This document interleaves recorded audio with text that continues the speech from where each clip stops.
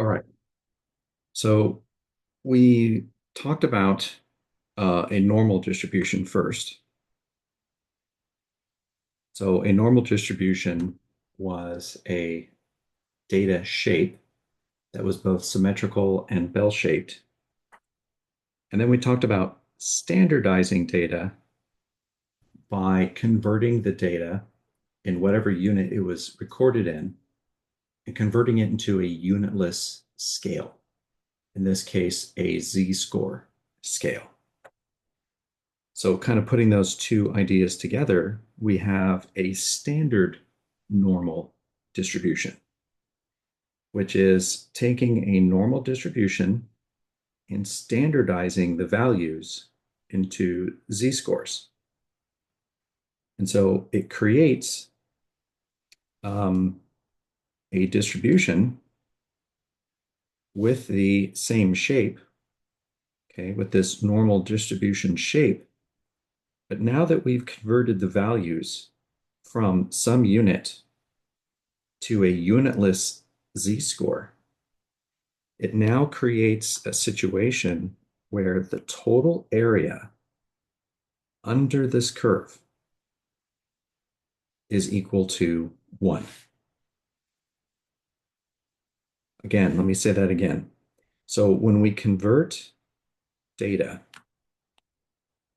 from whatever unit it's in, feet, gallons, centimeters, seconds, you name it, and we convert it, we standardize it into a unitless z-score, then we get the same normal distribution shape.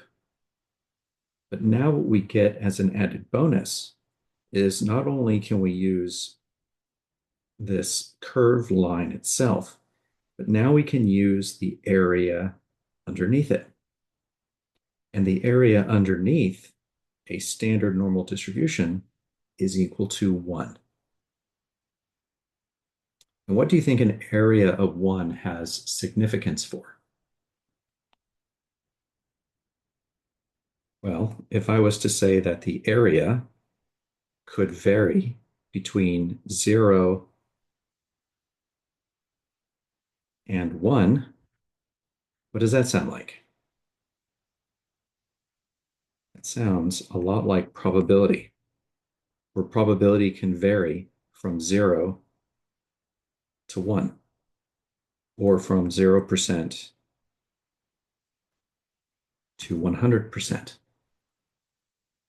So previously in chapter 3, we calculated probability by algebraic equations and algebraic rules.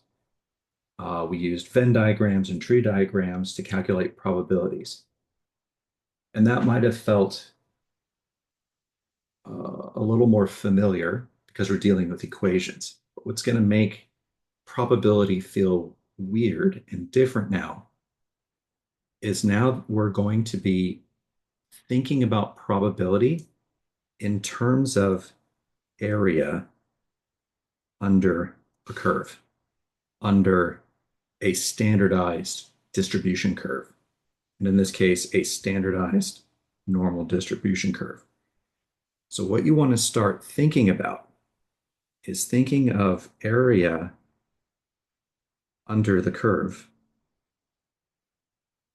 as equal to probability. And so probability, instead of just being like a strictly calculated number, now you've got a more visual representation of probability. Um, and I've kind of demonstrated this already. Um, but whenever you have z-scores that are above 0, the z-scores are positive. And anytime you have z-scores below 0, those z-scores are negative. All right. Let's stop there with that definition. Let me know if you have. Oh, before I go. So here I talked about the the truncated format for describing a normal distribution. And we would say we've got random variable x that's normally distributed with a mean and a standard deviation. Well, once we standardize that data, we can still use the same format, but notice what's the mean going to become? Well, the mean, whatever it is, will become 0 on the z-scale. The mean will become 0 on the z-scale. And whatever the standard deviation is here, when we standardize it, the standard deviation will be 1. Okay. So anytime you're dealing with a standard normal distribution, the mean will be 0 and the standard deviation will be 1. Okay, now I can end the video. Let me know if you have any questions.